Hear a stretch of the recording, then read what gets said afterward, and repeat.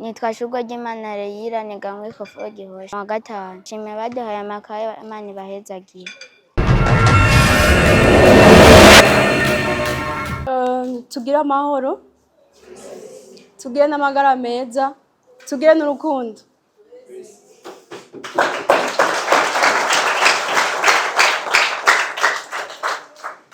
Murakoze. Amazina yanje nitwa Ndayikeza Pascaline, benshi baranyita Pascalinda bivanye n'ivyo nkora. Nkaba serukira fondation yitwa Iciza ari nayo ndanarongoye. Rero kw'izina rya Iciza Foundation no kw'izina ry'iwanje Pascalinda, nashaka ntugurure icese bino birori vyo gutanga ibikoresho vy'ishure ku bana no kwita batishoboye bo muri aka karere ka Gihosha Rural na Gikungu. Umunwa ni jewe ariko ubufasha canke ijambo ni La Reine Gaga, muramubona umwigeme mwiza cane ari nawe yadukoranije ngaha kubwo umutima w'urukundo rwo gukunda gufasha. Ntiyahabaye, yafatiriwe bivanye na mission y'akazi, yaranyizeye arabona ko nshobora kumuhagararira muri iki gikorwa. Ndanamushimira, nshimira n'abari ngaha, murababona abantu beza bambaye umupira wanditseko umwana.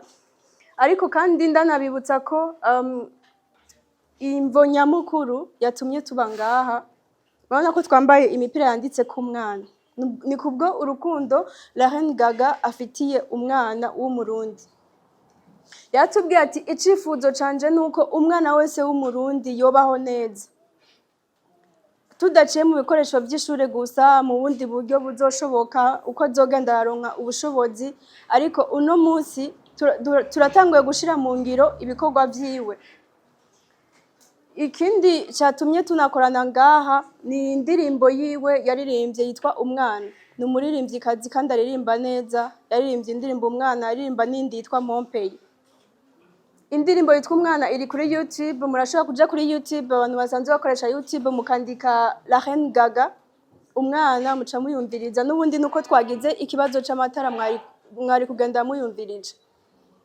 Rero kw'izina ry'abavyeyi bari ngaha no kw'izina ry'abana, mu cubahiro c'umuntu wese ari ngaha, nashaka ndabashimire ko mwashoboye kwitaba akamo kacu n'aka La Reine Gaga cane cane ko si benshi baronka ico batanga, ariko kandi si benshi baronka abo babiha, sivyo none?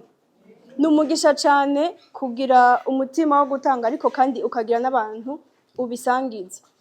Rero ntarandiriye, tumushimire La Reine Gaga, dushimire n'igihugu c'u Burundi catureze neza kikaturerana umutima w'urukundo. Umurundikazi yamanye umuco n'akaranga ko gukunda no gusabikanya, sivyo none ga yemwe? Rero reka dutangure iki gikorwa co gutanga aya makaye. Je ndaje kuvuga kw'izina rya La Reine Gaga, mukomere amashi.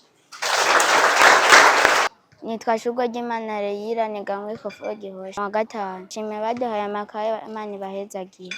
Je nitwa Nizigiyimana Estera, nkaba ndi umuvyeyi, mfise abana biga ngaha babiri muri Gihosha. Iyo ngaha mwaje ko kudufasha, ni ukuri turashimiye umuntu yiyumviriye kino gikorwa co kuza kudufasha, kuko abavyeyi benshi twarimo turaganya turira twiyumvira aho tuzokura amakaye y'abana. None Imana yabikoze iramugenderamwo, aravyiyumvira araza kudufasha. Ni ukuri turamushimiye twongera tumukengurukira, aza yamanuye uru rukundo kandi ntaze bihagarikire no ngaha no mu yindi myaka, aza abandanye uko nyene afasha abantu batishoboye bamwe bamwe. Ni ibikoresho bigizwe n'amakaye hamwe n'amakaramu. Turi ngaha muri make kubw'umuririmvyikazi yitwa La Reine Gaga, yaririmbye indirimbo Umwana hamwe na Mompei. Muri kino gihe akaba ari hanze y'igihugu gato. Niwe yabirungitse kugira ngo ashobore kwifatanya n'abana baba mu micungaro ya Gihosha Rural na Gikungu bafise ubushobozi buke canke ata bushobozi bafise kugira ngo bashobore kwigurira ibikoresho vy'ishure. Voilà. La Reine Gaga ugiye kuri YouTube urabona indirimbo Umwana yayiririmbye muri uyu mwaka nyene umenga.